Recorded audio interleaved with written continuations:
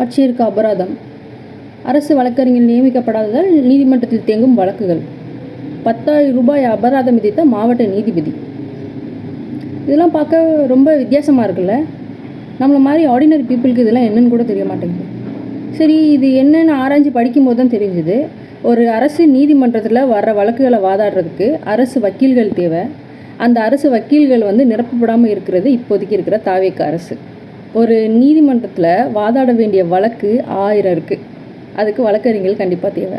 அப்படி இருக்கும்போது இந்த நியமனத்தில் ஏன் இவ்வளவு தாமதம்? அதில் ஏன் இவ்வளவு சர்ச்சைகள்? ஜூன் 2026 தான் புதிய நியமனங்களுக்கான அறிவிப்பு வெளியாகிருக்கு. அதுக்கப்புறம் அந்த நியமனத்தில் முறைகேடு நடந்துருச்சுன்னு சொல்லி அவங்க வக்கீலே ஒரு கேஸ் ஒன்று கொடுத்தாங்க. அது இன்னும் கோர்ட்டில் போயிட்டுருக்கு.